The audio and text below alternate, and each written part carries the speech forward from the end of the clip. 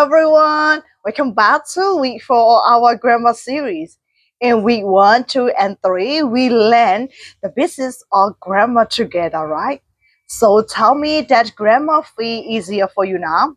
In week 4, we'll learn about adjective, the word that help you describe people, things, and feeling more clearly. So let's make your English more colorful and natural together. Let's get started. အားလုံးပဲမင်္ဂလာပါဒီနေ့ကကြတော့ဘာကြောင့်လေးပြောပြပေးမလဲဆိုရင် vocab 07 adjective describe people adjective ဒီကကြတော့လူတွေကိုဖော်ပြတဲ့ adjective တွေပေါ့နော်လူတွေရဲ့ဂုဏ်ရည်ကိုဖော်ပြတဲ့ adjective တွေ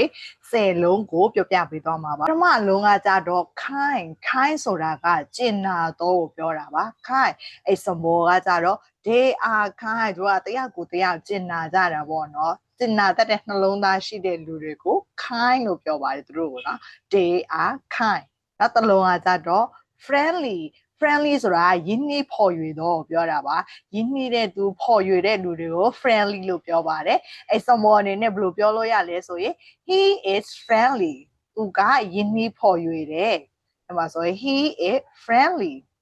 နောက်တစ်လုံးကကြတော့ tall ကကြတော့တော်များများသိပါတယ်မြင့်တဲ့လူကိုပြောချင်တာမြင့်တော့ကိုပြောတာသူက my brother is tall ငါရဲ့အကိုကမြင့်တယ်အရက်ရှည်တဲ့လူတွေကိုကြတော့ tall ပြီးရင် short ဆိုတာကပုတော့တိုတော့ကိုပြောချင်တာအရက်နဲ့ပြောမယ်ဆိုရင်ပုတာပေါ့နော်တခုပစ္စည်းတွေနဲ့ဆိုရင်တော့သူကတိုတော့ဖြစ်သွားမှာပေါ့အဲ့ symbol အနေနဲ့ she is short အရက်ပုတာကိုကြတော့ short လို့ပြောပါတယ်နောက်တစ်လုံးကရန်ဆိုတာငယ်ရွယ်နှုတ်ပြတော့ပြောတာပါရန်ငယ်ရွယ်တဲ့လူကိုရန်လို့ပြောပါတယ်ဒီမှာကောင်လေးကကြတော့ငယ်ရွယ်တာဖြစ်တဲ့အတွက်ကြောင့်မလို့သူ့ကို he is young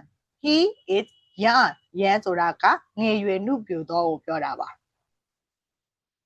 နောက်တစ်လုံးအနေနဲ့ကကြတော့ old အသက်ကြီးတော့ပြောတာအသက်ကြီးတော့ my grandfather is old ငါရဲ့အဖိုးကအသက်ကြီးနေပြီ my grandfather is old ဒီမှာဆိုရင် short နဲ့ old နဲ့ကြတော့သူကလူမှာဆိုရင် short ကပုတော့ပြောပြီးတော့ old ကကြတော့အသက်ကြီးတော့ပြောတာပေါ့နော်အရာဝတ္ထုတွေမှာကြလို့ရှိရင် short ကတိုတော့ဖြစ်သွားမှာပေါ့နော် old ကကြတော့ဟောင်းတော့ဖြစ်သွားမယ် okay နောက်တစ်လုံးကြည့်ကြမယ်နောက်တစ်လုံးက smart ဆိုတာကညံကောင်းတဲ့သူတွေကို smart လို့ပြောတာပေါ့နော်အဓိကကြတော့ smart ကိုသူကဘယ်လိုမျိုးသုံးလဲဆိုရင်ညံလဲကောင်းတယ်ပြီးတော့ကိုကျင့်တရားလဲကောင်းတဲ့လူတွေဆိုတော့ smart လို့ပြောပါတယ်အဲ့ symbol အနေနဲ့ the student is smart တောင်းတာက smart ဖြစ်တာပေါ့နော်သူကညံလဲကောင်းတယ်ကိုကျင့်တရားလဲကောင်းတယ်ဆိုရင် smart ဟာ shy ဆိုတာရှက်တတ်တဲ့လူတွေအတွက်ပေါ့နော် shy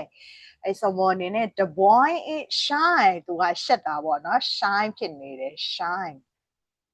shy လို့တန်ထွက်ပါတယ်ရှက်သွေးဖြာတော့ရှက်တော့ပေါ့နော်ဟိုကကြတော့ funny ဆိုတာကရေမောတော့ဟာတာဖြစ်နေတော့ပေါ့နော်အဲ့ symbol the man is funny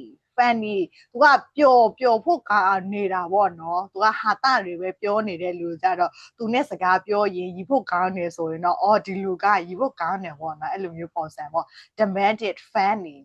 နောက်တစ်လုံးကကြတော့ quiet ဆိုတာကတိတ်ဆိတ်တော့ပြောတာပါ she is quiet သူကတိတ်ဆိတ်တယ်သူက introvert လေကွာအခြားသူနဲ့စကားပြောရတာမကြိုက်ဘူးတယောက်တည်းနေရတာကြိုက်တဲ့လူတွေအတွက်ဆိုရင်တော့ quiet နဲ့သုံးလို့ရပါတယ် quiet တိတ်ဆိတ်တော့သူက introvert လေပေါ့နော်အဲ့ဒါ quiet လို့ပြောပါတယ်အဲဆိုရင်ဒါကadjective လူတွေကိုဖော်ပြတဲ့ adjective 10လုံးပဲဖြစ်ပါတယ် Okay, thank you for watching until the end and I will see you in the next video. Bye bye.